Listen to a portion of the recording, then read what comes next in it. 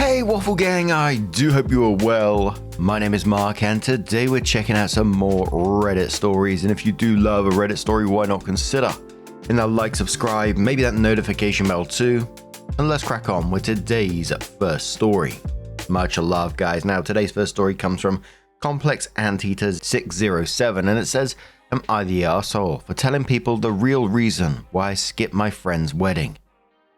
I, 35 female, am still friends with some of the people I went to college with. One of them, Debbie, fake name, 36 female, got married this past January after being engaged for 2 years. Early in the planning process, Debbie had asked my 6-year-old daughter, who was 5 at the time, to be the flower girl. We agreed and she had the dress sent to us right away. We barely spoke about the subject for a while. Then the wedding was delayed by almost a year. The original date was in March 24. I'm still not sure why. I've heard 3 or 4 different reasons. By the time the actual wedding date came around, the flower girl dress did not fit my daughter anymore. We didn't find out until roughly 10 days before the wedding. Admittedly my fault, and I texted Debbie right away to ask what I should do about it. Her first reply was, figure it out. I tried to ask her where she bought the dress, where I could get a similar one, or whether it would be okay for my daughter to wear a different dress. I basically gave her a list of ways I could fix this and asked her what she preferred. Debbie responded with, I don't have time for this. Stop making your whale daughter my problem. Ooh.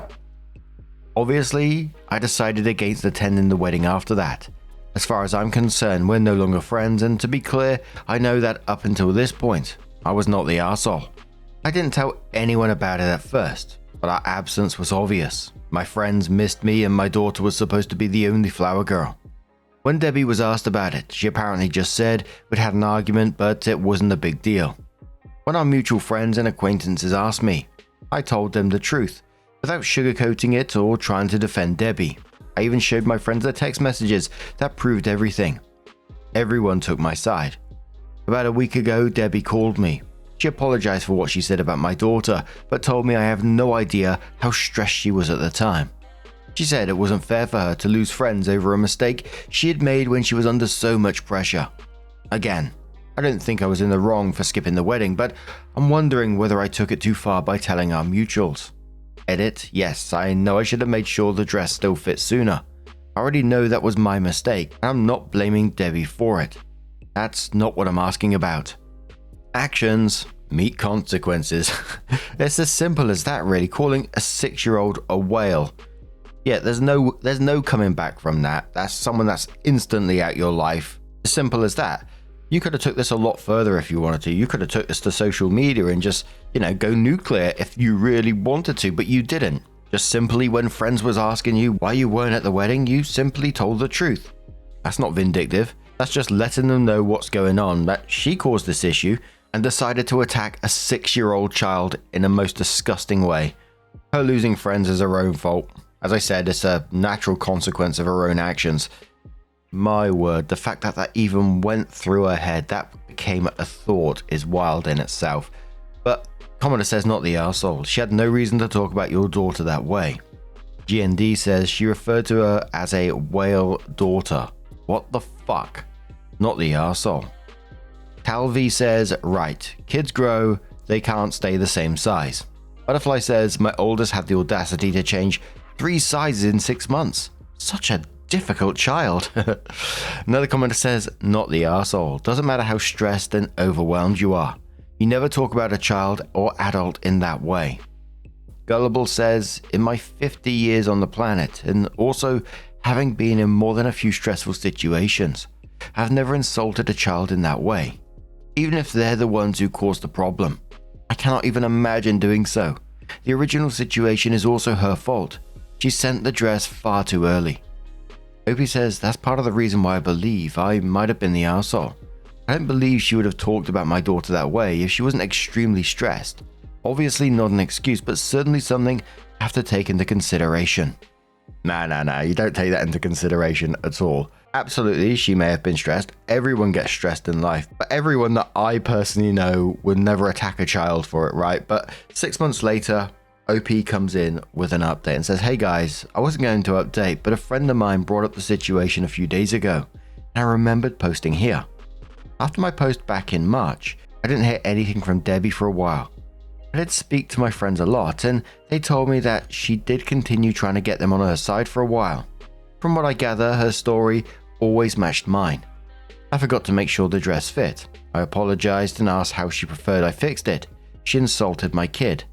And as I remember discussing in the comments, whale of a daughter is a better translation. Everyone continued taking my side.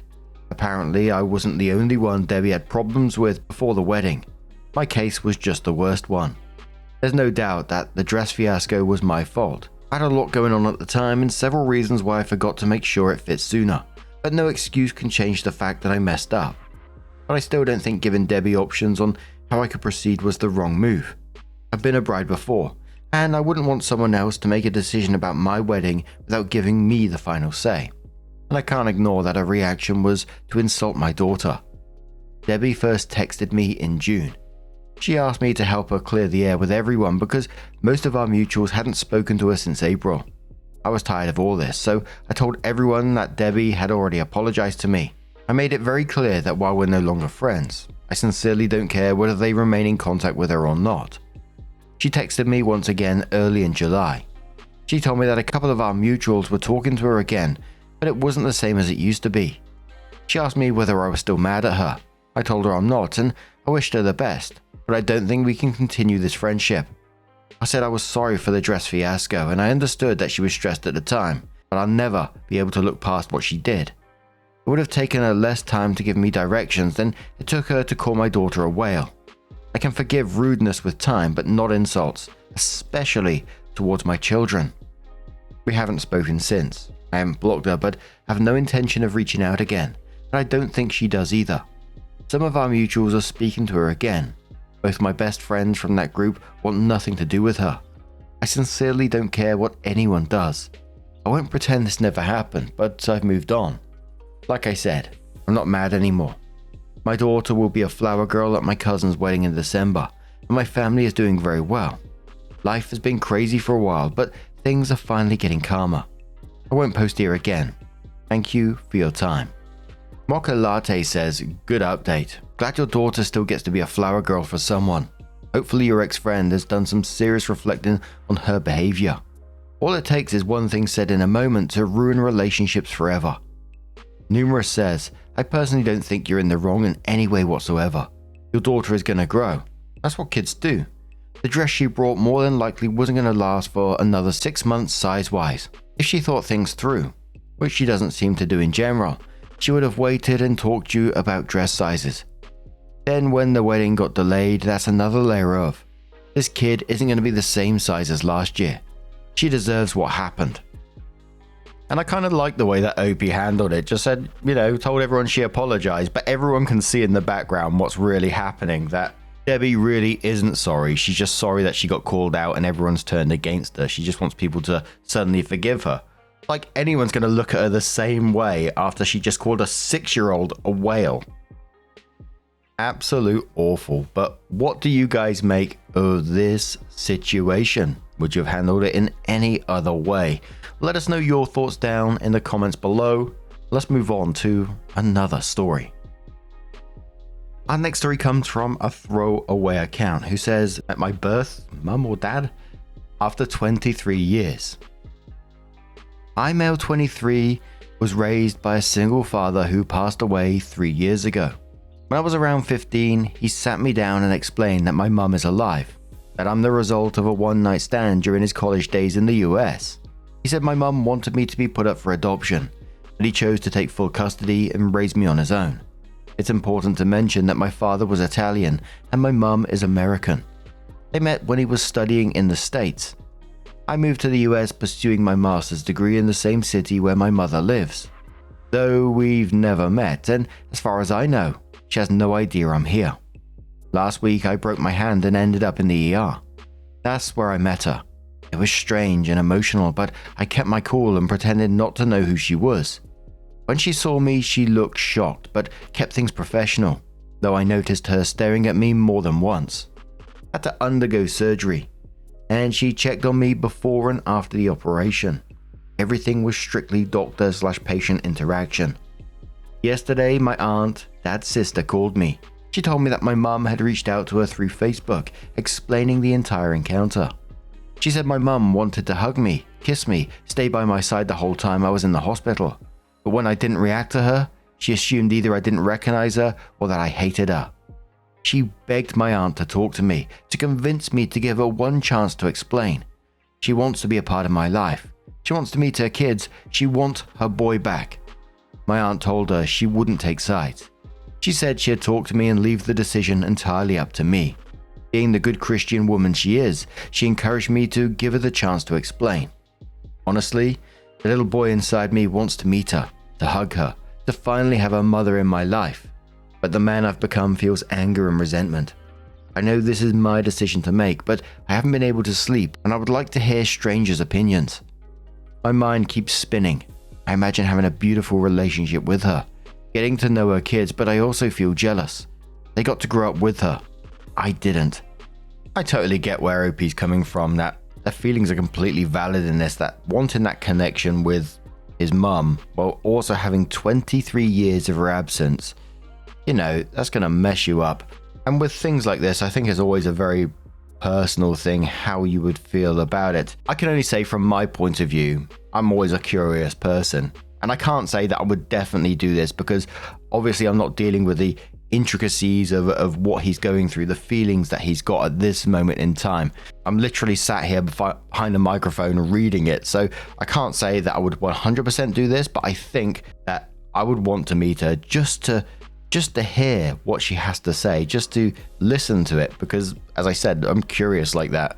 And maybe OP could start it slow if he really wants to, just start with a small coffee, setting boundaries like you need to understand what happened before anything else is talked about, or you don't want to meet the half siblings just yet. The commenter says to OP, my husband is adopted. After she explained her situation at the time, we were thankful she made the choice that she did. It brought a lot of closure of the resentment he had been carrying his whole life. She is now an active part of our family. OP says, I'm glad it worked out well for your husband. Hopefully it works for me too. Commenter says, wow, that's a really complicated situation. I think it's normal, expected, and even healthy to have conflicting emotions. Quoting OP saying, honestly, the little boy inside me wants to meet her, to hug her, to finally have a mother in my life, and says, this seems like a good reason to meet her, to connect with her and possibly open the door to having a mother. Then quotes saying, but the man I've become feels anger and resentment. Then says, this seems like a good reason to meet her, to connect with your feelings of anger and resentment and give those feelings a voice to the person who created the situation that led to those feelings. And quotes one more time saying, imagine having a beautiful relationship with her, getting to know her kids, and then says, I would recommend against trying to picture what it would look like. I think that doing that is likely to set you up for disappointment. The meeting can go one of a nearly infinite number of different ways, and your imagination can't possibly think of all of them. If you do decide to meet her, I'd suggest that you have a goal in mind for yourself. What do you want to get out of the meeting for yourself? Also, try to make the goal be something you have control over. For example, making the goal, she loves me, isn't a good goal since you have no control over it. A goal of something like, I want to hear what she has to say, and then share how I've been feeling my whole life, is something you can control. What she does as a reaction to this is outside of your control, but whether or not you tell her is within your control. Likely you will feel a variety of different emotions. This is normal. If it gets too overwhelming, I'd recommend looking up a technique called box breathing. It's a very simple form of meditation and can be good at forcing you to focus on your breathing, giving the rest of your brain and your emotions a chance to rest for a moment. Hope you reply saying thanks for your comment. It is very helpful. Another commenter says, my best advice would be to listen to yourself first and foremost. All your emotions are natural and there's nothing wrong with meeting up to test the waters. Explain how you feel, like you said you'd like to. Then see the reaction of both sides. Having strong feelings towards someone you've never really met is perfectly normal. When it's a family member and talking about all your feelings, positive and negative, seems the best stance. There's nothing wrong with being honest. You owe that to yourself. Whatever your decision, make sure you're looking out for yourself and remain honest. You seem like a lovely young man. Your father did a great job, and so will you. Best wishes, good luck, and much love. Opie says thank you. My father, my aunt made sure I had a wonderful childhood. Gino Flower says, adoptee here. I think it's really easy to assume things about our birth parents, and it's quite likely that even though your bio dad didn't have the full story about her, I'm not saying she was perfect, and that her story absolves her from all or any blame. I'm just saying that you don't know that yet. I met my bio mum. It helps in a lot of ways and made some other things more complicated. But I don't regret a single part of it.